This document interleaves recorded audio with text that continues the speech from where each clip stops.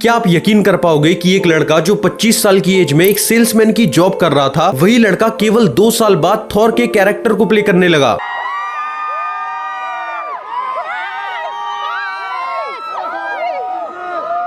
Chris Hemsworth, जो कि दुनिया के सबसे पॉपुलर सुपर हीरोज में से एक थॉर के कैरेक्टर को प्ले करते हैं, उनकी रियल लाइफ स्टोरी भी किसी मूवी से कम नहीं है। And everything just starts to shift. Starts to shift? Yeah, like the sort of your senses awaken. If it's been really hot, and then it's just a little bit of rain just starts to soften the place, and then the smells come out. कैसे Australia के एक middle class family का लड़का Hollywood तक पहुंचा और कैसे वो दुनिया के सबसे बड़े सिनेमैटिक यूनिवर्स का पार्ट बना, चलिए जानते हैं।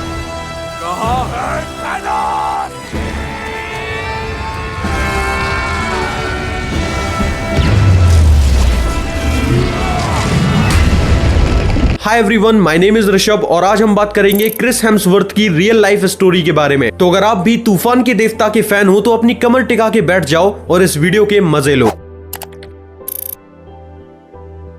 क्रिस हेम्सवर्थ का जन्म 11 अगस्त 1983 को ऑस्ट्रेलिया के मेलबर्न सिटी में हुआ था। इनके फादर का नाम था क्रेज हेम्सवर्थ, जो कि एक सोशल सर्विस काउंसलर थे, और इनकी मदर का नाम था लियोनी हेम्सवर्थ, जो कि एक इंग्लिश की टीचर थी। यानी कि क्रिस का बचपन एक मिडिल क्लास फैमिली में गुजरा, जहां पे काफी सारे फाइनेंशियल स्ट्रगल्स भी थे। क्रिस के अलावा उनकी फैमिली में उनके 2 भाई भी हैं। उनके बड़े भाई का नाम है ल्यूक हेम्सवर्थ और उनके छोटे भाई का नाम है लियम हेम्सवर्थ, और ये दोनों भी एक्टर्स हैं। क्रिस का बचपन बाकी बच्चों से काफी ज्यादा डिफरेंट था, क्योंकि उनके पेरेंट्स की जॉब की वजह से उन्हें बार बार अलग अलग शहरों में शिफ्ट करना पड़ता था। लेकिन क्रिस ने अपने बचपन का एक बहुत ही बड़ा हिस्सा ऑस्ट्रेलिया के फिलिप आइलैंड पे बिताया, और फिलिप आइलैंड पे ही क्रिस की मुलाकात उनके पहले प्यार से हुई, जो कि है सर्फिंग। क्रिस ने एक इंटरव्यू के अंदर बताया था कि सर्फिंग उनके लिए मेडिटेशन की तरह है, ये उन्हें बहुत ही ज्यादा सुकून देती है। क्रिस बचपन से ही एक्टिंग को लेके काफी ज्यादा पैशनेट थे, और अपना स्कूल खत्म करने के बाद उन्होंने कोई कॉलेज ज्वाइन नहीं किया, बल्कि वो सीधे एक्टिंग में घुस गए। लेकिन यहाँ पे सबसे कमाल की बात ये थी कि क्रिस के पेरेंट्स ने उन्हें पूरा सपोर्ट किया। क्रिस ने जब अपनी एक्टिंग का सफर शुरू किया तो ये उनके लिए काफी ज्यादा डिफिकल्ट था। उनको एक के बाद एक रिजेक्शन मिलते जा रहे थे, लेकिन फाइनली साल 2002 में क्रिस को गुनेवर जोन्स नाम की एक टीवी सीरीज के अंदर किंग आर्थर का रोल प्ले करने का मौका मिला, लेकिन केवल 2 एपिसोड के लिए। सेम ईयर में क्रिस ने Neighbours, Marshall Law and the Saddle Club नाम की मूवीज के अंदर छोटे छोटे रोल्स किए। क्रिस को अब छोटे मोटे रोल्स तो मिल रहे थे, लेकिन इन रोल्स से उनको उतना पैसा नहीं मिल रहा था कि वो अपने एक्सपेंशंस को भी मैनेज कर पाए। तो साथ ही में क्रिस को मजबूरन और भी काफी सारे और जॉब करने पड़े, जैसे कि उन्होंने कंस्ट्रक्शन वर्कर के तौर पे भी काम किया, उन्होंने क्लीनिंग जॉब्स भी किए,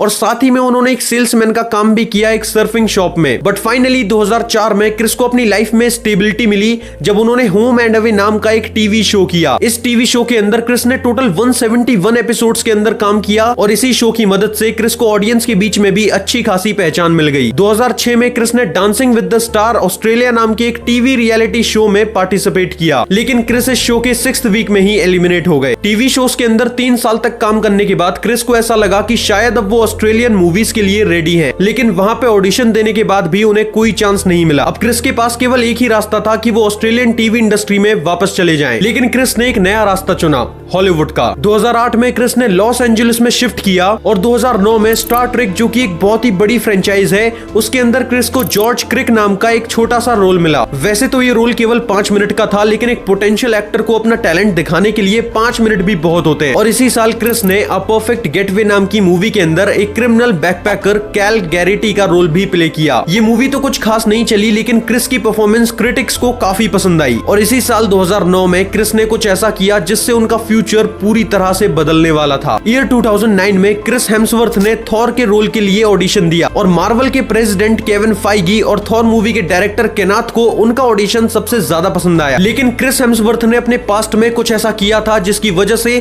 थॉर का रोल उनके हाथों से जाने वाला था, और वो था dancing with the star Australia नाम का वो टीवी डांसिंग शो, जिसमें क्रिस ने 2006 में पार्टिसिपेट किया था। दरअसल मार्वल के एग्जीक्यूटिव्स को ये प्रॉब्लम थी कि शो के अंदर क्रिस को काफी फनी दिखाया गया था, और ऑडियंस को उनका ये नेचर काफी पसंद भी आया था। लेकिन थॉर के कैरेक्टर को प्ले करने के लिए एक इंटेंसिटी चाहिए, लगना चाहिए कि ये गॉड है। मार्वल के एग्जीक्यूटिव्स को यही डर था कि जिस ऑडियंस ने क्रिस को एक फनी वे में एक्सेप्ट किया है, लेकिन अगर ऐसा हो गया कि क्रिस उनको इस कैरेक्टर हमें पसंद ही नहीं आए तो हमारा तो पूरा प्लान ही चौपट हो जाएगा। लेकिन तभी थॉर मूवी के डायरेक्टर केनाथ और थॉर मूवी की कास्टिंग डायरेक्टर सारा फिन ने मार्वल के सारे एग्जीक्यूटिव्स को समझाया और क्रिस को एक और मौका दिलवाया ऑडिशन के लिए। क्रिस ने अपने फाइनल ऑडिशन में इस तरह से परफॉर्म किया कि सभी के डाउट्स क्लियर हो गए और मार्वल के एग्जीक्यूटिव्स को भी ये बात समझ में आ गई कि he was born to play Thor. Chris को थॉर के रोल के लिए साइन कर लिया गया और उन्हें ये रोल प्ले करने के लिए $150,000 का चेक भी मिला। अब थॉर बनने के लिए सबसे पहले थॉर की तरह दिखना जरूरी था, तो क्रिस ने सबसे पहले अपनी बॉडी ट्रांसफॉर्म की और इस कैरेक्टर को अच्छे से प्ले करने के लिए क्रिस ने अपनी बॉडी में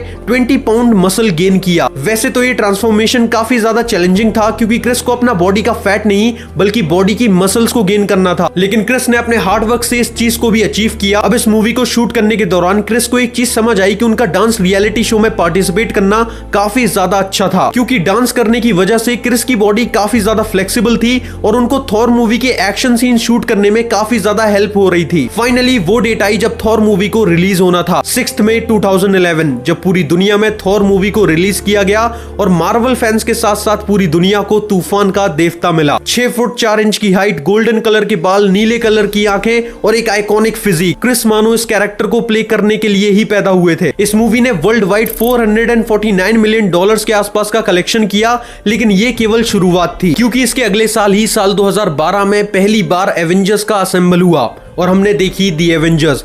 ये मूवी एक कल्ट क्लासिक मूवी थी जिसने दुनिया के सबसे बड़े और सबसे बेहतरीन सिनेमैटिक यूनिवर्स को खड़ा करने की शुरुआत की, जिसे आज हम मार्वल सिनेमैटिक यूनिवर्स के नाम से भी जानते हैं। इस मूवी ने वर्ल्ड वाइड 1.1 बिलियन का कलेक्शन किया और केवल इस मूवी के अंदर काम करने के लिए थॉर यानी क्रिस हेम्सवर्थ को $15 मिलियन की फीस मिली। कैन यू इमेजिन कि इस बंदे को थॉर मूवी के लिए ठीक एक साल पहले $150,000 की फीस मिली थी और एक ही साल में ये बंदा $15 मिलियन पे पहुंच गया। लेकिन जो चीज क्रिस को मार्वल के दूसरे एक्टर्स से काफी ज्यादा डिफरेंट बनाती है वो ये कि वो केवल मार्वल की मूवीज तक ही सीमित नहीं रहे, उन्होंने और भी कई अलग अलग जॉनर्स की मूवीज ट्राई की। जैसे कि इस साल 2012 में ही क्रिस ने cabin in a wood, Snow White in a Huntsman and Red Dawn जैसी मूवीज के अंदर भी काम किया। क्रिस हेम्सवर्थ हमेशा से ही अच्छी स्टोरी लाइन वाली मूवीज में काम करते रहे हैं, जिसका एक बहुत ही बड़ा एग्जांपल है 2013 की उनकी मूवी रश। इस मूवी के अंदर क्रिस ने एक रियल लाइफ फार्मूला 1 के चैंपियन जेम्स हंट का रोल प्ले किया था। अगर आपने अभी तक ये मूवी नहीं देखी है then I highly recommend you कि आपको ये मूवी देखनी चाहिए। और सेम ईयर 2013 में ही क्रिस की एक और movie Thor the dark world भी रिलीज हुई। वैसे तो ये मूवी अच्छी थी लेकिन काफी सारे क्रिटिक्स को ये मूवी पसंद नहीं आई, लेकिन ऑडियंस को इससे कोई दिक्कत नहीं हुई क्योंकि हमें केवल थॉर के रोल में क्रिस चाहिए थे। Bye the way, Thor the dark world आपको कैसी लगी थी मुझे कमेंट करके बताओ। वैसे 2015 में क्रिस ने एक और कमाल की मूवी की थी